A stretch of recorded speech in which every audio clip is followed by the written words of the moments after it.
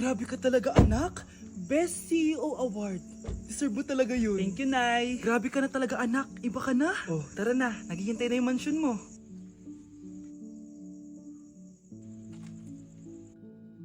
Hoy, ikaw. Wala ka mararating sa buhay. Alam mo kung bakit? Kasi mahirap lang pamilya mo. Ang malas mo naman, pinanganak ka mahirap. Akala mo ba makakaahon kayo sa kahirapan sa pag-aaral mo? Sa panaginip mo. Kaya kung ako sa'yo, mag-drop ka na. Kasi wala ka naman mararating.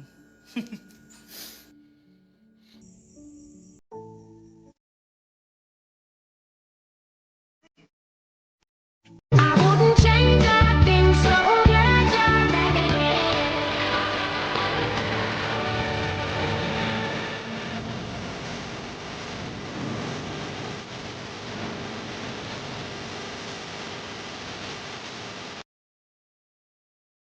Ma'am, parang wala po ata sa lesson natin yung number 5. Ay, wala ba? O sige, bonus na lang yan. Thank you, ma'am. Ma'am, wala po ata sa lesson natin yung number 5. Oh, anong gagawin ko? Puro ka kasi daldalan, kaya di mo alam. No, favoritism si ma'am. May sinasabi ka? Ay, wala po. A few moments later. So, ganun lang siya kadali. Ma'am, pwede po pa-excuse? Sumasakit po yung puson ko eh. Sige, punta na lang sa clinic. May gamot doon. Sige po, ma'am. Nagets niyo ba, class? Ma'am, excuse po. Sumasakit po yung puson ko. Ang arte mo naman. Konting sakit lang. Excuse agad. Kapag di maganda, wag na mag-inarte. Kala mo naman ang ganda ni ma'am. Hello po, ma'am. Sorry po, absent ako kahapon. Nagkalagnat po kasi ako eh. Ganun ba? Sige, excuse na lang kita.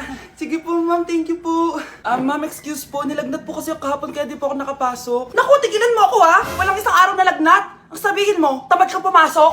Ikaw nga, palagi ka nga di pumapasok eh. Anong sabi mo? Totoo naman, ma'am. May favoritism ka. Susumbong kita sa principal.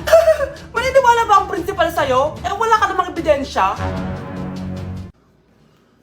Anak, mag-exam tayo mamaya ha. Dapat mas mataas grades mo kay Scarlett. Oo naman, Nay. Mas magaling naman ako sa kanya. Anak ni ma'am si Samantha. Eto yung mga sagot mamaya sa exam. I-perfect mo yan. Sige na, Nay. Baka may makakita pa sa atin. Humanda kayong dalawa sa principal. Tapos na yung maliligayang araw niyo. Iniisip mo pa rin ba yung sinabi ng dati mong asawa? Baka totoo nga. Na isa lang akong hampas lupa. Na hindi nagaganda ang buhay. Ano ka ba? May anak ka na umaasa sa'yo. Tsaka, magkakatrabaho ka na, di ba? Hindi ko na alam. Sobrang bigat na. Pero salamat, Susan. Napagaan mo loob ko.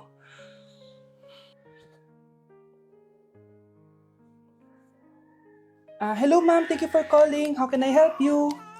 Baby, wag ka muna umiyak, please. Sorry, ma'am. Ako muna bahala kay Scarlett, ha? Mag-focus ka lang dyan. Thank you, Susan. Yes, ma'am. I will help you. Scarlett, pagtanda mo, magiging proud sa'yo ang tatay mo. Tay, papasok na ako ng school, ha? Grabe na talaga, anak ko. Dalaga na talaga. Proud ako sa'yo, anak. Mas proud ako sa'yo, Tay. Kasi kahit sobrang hirap ng buhay natin dati, nakaya mo. Tignan mo, manager ka na ngayon. Lahat ng ginagawa ko, anak, para sa'yo lahat to. Naku, ang sweet naman na magtatay. Sana, ikaw na lang naging nanay ko, Tita Susan. Ha? Ano ka ba, Scarlett? Sige na, malilate na pala ako. Bye tayo, bye, Tita. Hi, first day of school. Sana maging masaya tong chapter ng buhay ko. Kailangan may picture ako. Hoy, cellphone ko! Akala mo ba makakatakas ka? Balik mo yan. Miss, cellphone mo ba to? Cellphone ko.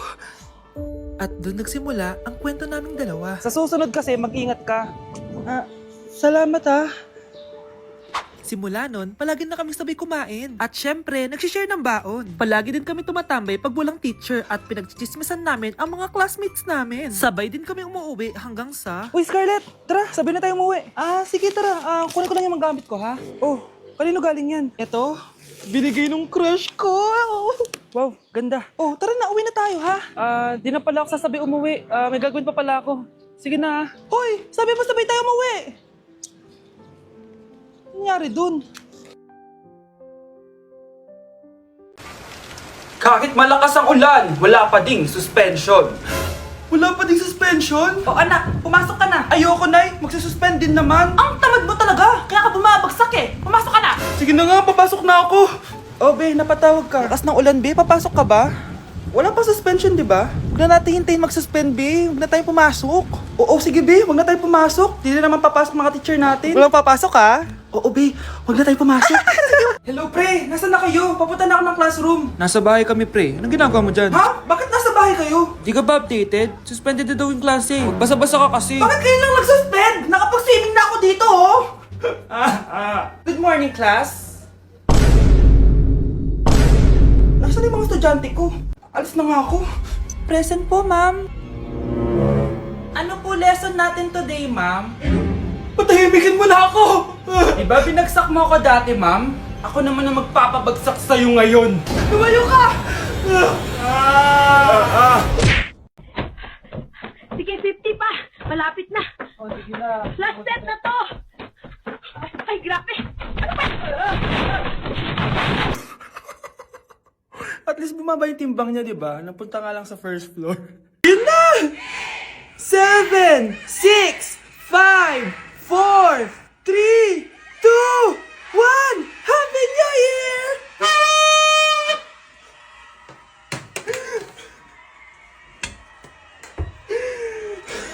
Pero na naman, ha? Just give me my money. Just give me my money. Just give me my money. Just give me my money. So, pinaprank niyo ako? Just give me money. Just give me money. Wala kayong money bukas. Wala kayong baon. Anay, joke lang yun. Kasi naman eh, anong kakainin ko bukas? Sino ba kasi nakaisip na i-prank si nanay? Ikaw! Wow, Scarlett! Ang ganda naman ng bahay niyo!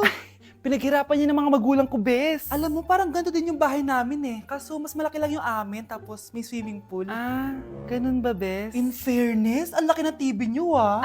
Oo, 75 inch yan. Pero parang mas malaki yung sa amin. 120 inch kasi yung sa amin. Parang sine na nga eh. Ah, laki nga, bes. Wow!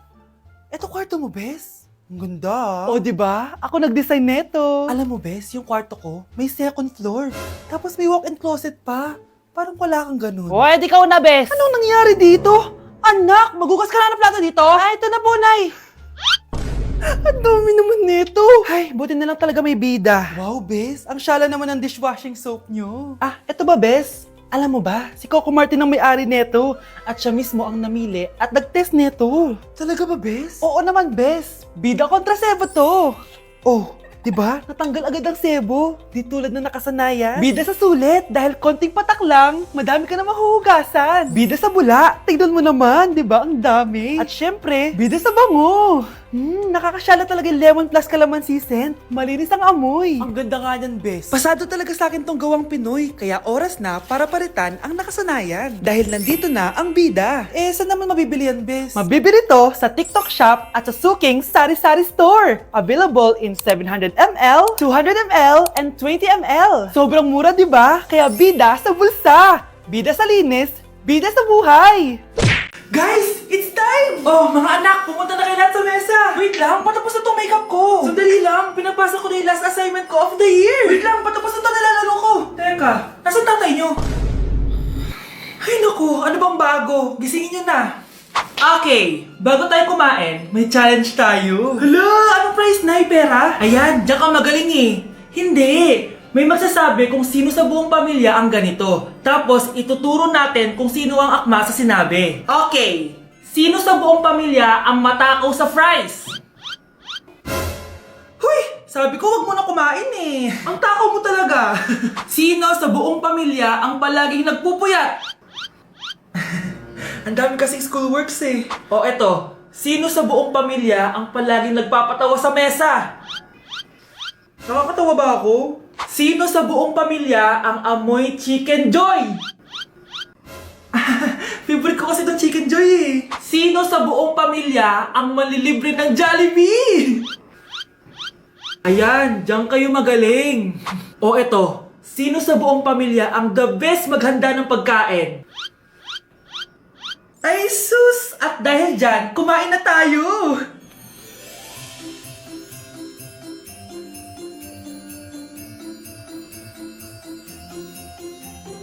Sakto talaga ang Family Super Meal A, B, and C dahil nandito lahat ng favorites natin. Starts at 599 pesos. For me, sulit talaga to. And I can say na Jollibee is our joyful joy giver this Christmas. Buo ang saya ng Pasko with this family super meals. Oh, sino sa buong pamilya ang maghuhugas ng plato? No, bakit ako? Okay, class. Mag-a-announce ako ng scores. Scarlett, 20/20 ka. Yes, perfect. Pero -5 ka na kasi ganyan yung tsura mo. Ano? Cheska, 15/20 ka lang. Hala, hindi siya perfect. Pero dahil may face card ka, +5 ka sa akin, kaya perfect ka na. Akala ko din ako perfect eh. Face card never decline. Bakit may plus points yung pagiging face card ni Cheska? Tapos ako may minus? Porket ganito yung tsura ko? Pinagpuyatan ko yung exam na yan. Oops, may bitter dito. Hindi mo naman kasi magigets yun kasi wala ka nun. Hi ate, pabili ako ng kwek-kwek. Nakikita mo ba tong pila na to? Pumila ka! Ay, sorry. Sige, pipila ako. Ate, isa nga pong kwek-kwek. O eto be, libre na lang yan para sa'yo. Thank you, ate. You're the best. Ano yun? Ako pinapila mo tapos si Cheska di na pumila. Hindi mo ba alam na VIP dito ang may face card? Bakit? Meron ka ba nun? Face card pa lang gusto nyo ha. Bibigyan ko kayo ng face card. Okay, class. Mag-exam tayo. Cheska, exempted ka na sa exam kasi may face card ka. Good luck guys ha. Huwag nyo masyadong galingan. Ma'am, exempted din ba ako? Dame un Scarlett? Grabe ang face card. Exempted ka na rin, Scarlett. Thank you, ma'am. Ako lang dapat ang face card dito sa room. Ako ang tunay na face card. Be, boyfriend ko nga pala. Ang pogi, no? Hi, Scarlett. Pogi ba yan? Mukhang talampakan. Oo, be. May itsura siya. O, di ba? Mukhang Korean. Be, ang ganda ng makeup ko, no? Slay, di ba? Slay ba yan? Mukhang pampatay yung makeup. Oo, be. Slay! Di ba? Pwede na ako maging makeup artist. Makeup artist ng mga patay. Akin ka na lang. Ganda ng boses ko, no? Oo, be. Ang lamig ng boses mo. Ano kaya maganda i-cover next? Siguro cover your mouth na lang. Scarlett, okay ka lang? Akala mo ang pogi ng boyfriend mo? Ang pangit niya! Mukha siyang ingrown! Wala kang taste! At ikaw naman, akala mo slay ang makeup mo? Hindi! Mukha kang ililibing! Alam ko na kung ano next na i-cover mo! Yang bibig mo! Di ka naman marunong kumanta! Ang baho pa ng hininga mo! Grabe ka naman! Sorry guys, di ko mapigilan di man lait. Ikaw, Miguel. Ayaw na kita lumalabas ng bahay. Naintindihan? Ano? At pwede ba, huwag ka nasasama dun sa kaibigan mo hampas lupa na yon? Dahil ayaw ko ng ganong klaseng tao ang magiging kaibigan mo. Ma! Para sumusobra ka na ata! Sobra na ako nasasakal sa'yo! Tsaka tumatanda na ako! Anak pa din kita! At nanay mo ko.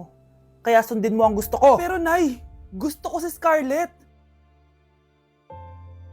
Parehas kami ng nanay ni Michael. So ibig sabihin nun, magkapatid kami? Sinong kapatid mo, anak? Wala po, Tay. Bakit po? Anak, wala na ako sa trabaho. Tay, pero wag ka mag-alala, anak. Iisip ako ng paraan. Hindi tayo maghihirap. Magtutulungan tayo dito, Tay, ha? Kaya natin to. Salamat, anak. Susan, sure ka ba dito? Last money ko na kasi to eh. Magtiwala ka lang, Ramon. Para sa anak mo. O, ito na mga pinagawa mo, ha? Magbenta na tayo. Tara na. Sige, tara. Scarlett, ayaw sa'yo ng nanay ko. Ayaw niya akong magipagkaibigan sa'yo. Pero hindi niya ako mapipigilan. Michael, may kailangan din akong sabihin sa'yo. Yung nanay mo, tsaka yung nanay ko. Kailan ka pa natutong hindi sumunod sa akin, Michael, ha? Ma, Dahil ba sa babaeng to? Please, tama na! Ayaw mo talaga makinig sa akin? Pwes, ipapadala na kita sa US at doon ka na mag-aaral. Michael,